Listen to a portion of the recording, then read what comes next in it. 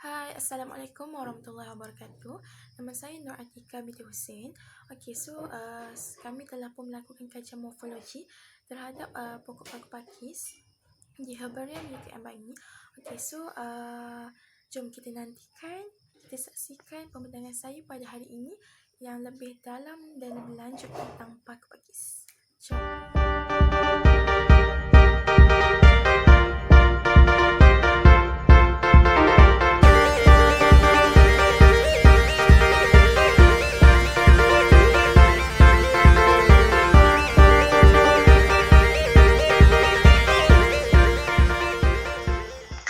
Assalamualaikum warahmatullahi wabarakatuh. Nama saya Nur Atika binti Hussein, nombor matrik A160596.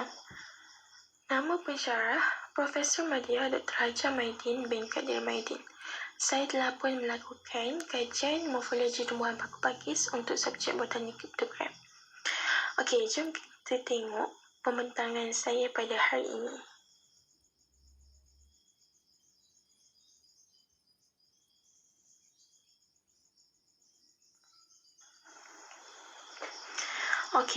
The dichotomous key to the Thelypteridaceae family in fern. Dalam family Thelypteridaceae, saya telah memilih genus Amphineuron, di mana di bawah genus ini terdapat 3 spesies yang terdapat di semenanjung Malaysia, iaitu yang pertama Amphineuron terminus, yang kedua Amphineuron immersum, dan yang terakhir adalah Amphineuron opulentum. Dan saya telah pun mengkaji morfologi Amphineuron immersum.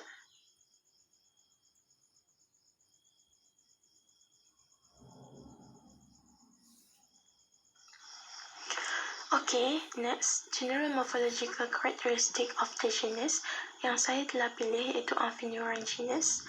Maksudnya adalah ciri morfologi secara umum genus. First, caudax erect or short or long creeping. Maksudnya caudax adalah tegak, pendek ataupun panjang menjala. Second, scales narrow and setiferous, sisik yang sempit dan juga setiferous. Then, steep minutely hairy and scaly at the base only. Steep yang agak berambut dan bersisik di bahagian dasar. Lamina often very large, pinnate in most species steeply lobed. Lamina biasanya sangat besar, berpinnate, dan pinna dalam kebanyakan spesies adalah berlob secara mendalam. Seterusnya, basal pinnae much narrowed at their bases. Pinna di bahagian basal adalah semakin sempit di bahagian dasar. Aerophores at the bases of pinnae usually narrowly elliptic and when dry discolored. Maksudnya, aerophore di bahagian dasar pinna biasanya menyempit, berbentuk elip, dan bila dia kering, dia berubah warna. Veins either free and passing to the margin separately or connivent at the sinus membrane or anastomosing to form an current vein. Maksudnya urat daun itu sama ada dia bebas ataupun dia melalui ke margin secara berasingan ataupun secara connivent di bahagian sinus, ataupun dia berubah membentuk urat daun yang berterusan.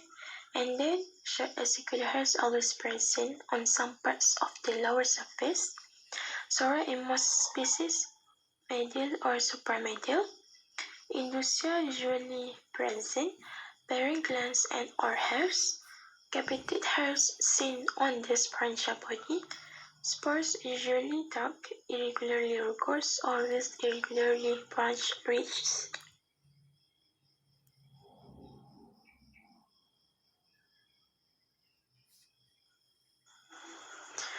Next, jom kita tengok key to species. The first key, Indusia rather large, persistent, lamina thin slender, slightly prominent on both sides.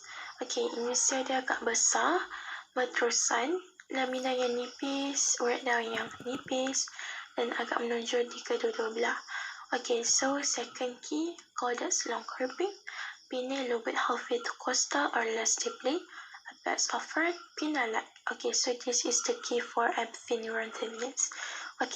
So, nombor 2 tu maksudnya cordats yang panjang menjala, pinna berloop separuh jalan ke kosta ataupun kurang daripada itu, dan upper sound adalah seperti pinna. Then, cordats short creeping or erect, pinna a little bit more than halfway to costa, a patch of fern not pinna-like. Maksudnya, cordats dia pendek menjala ataupun tegak, pinna berloop lebih daripada separuh jalan ke costa, dan apex down adalah tidak seperti pinna. The third key, pinna lobate to 1 mm from costa or more deeply. Basal veins free or uniting to form very short current veins. Maksudnya pinna dia berloop dalam 1 mm daripada costa ataupun lebih dalam. Urat daun basal sama ada bebas ataupun bersambungan untuk membentuk urat daun yang berterusan dan juga pendek. And then for the fourth key, basal veins not meeting sora in slight depressions. Yang adalah key untuk the second species, iaitu Amphineuron immersum. Maksudnya urat daun basal tidak bertemu dengan sorai. Okay, so the last one adalah the third key. The pinnae lobate less deeply. Basal veins anastomosing to form an current vein on most parts of a fern. This is the key for Amphineuron opulentum. Maksudnya, pinna berloop kurang dalam, urat daun basal dia berhubung untuk membentuk urat daun yang berterusan dalam kebanyakan bahagian dalam daun.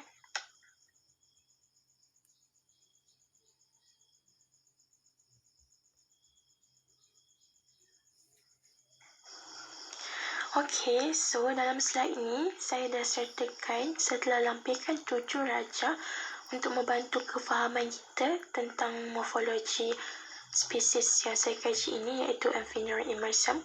Okay, so the first figure is figure 1, indusia yang agak besar dan persisten. So indusia yang nampak macam tergulung di atas timbunan sorai. Okay, so the second figure is veins slender, veins yang agak nipis dan jelas kelihatan di kedua-dua belah.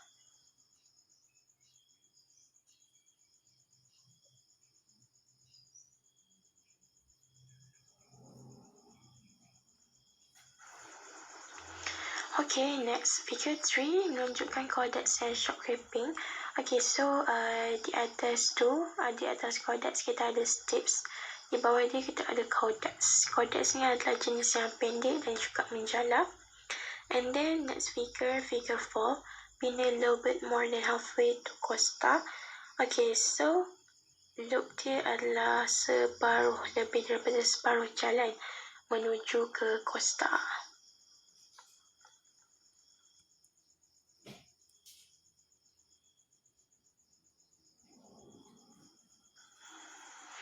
Okay, next.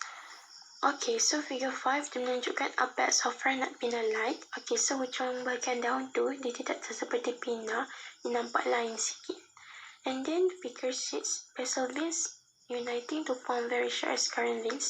Maksudnya urat daun dia yang di bahagian basal tu dia bersambung membentuk urat daun yang berterusan, yang pendek. And then the last figure 7, basal veins not meeting sorai. Maksudnya urat daun di bahagian basal tu dia tak bertemu dengan sorai di bahagian atas tu di sekeliling margin.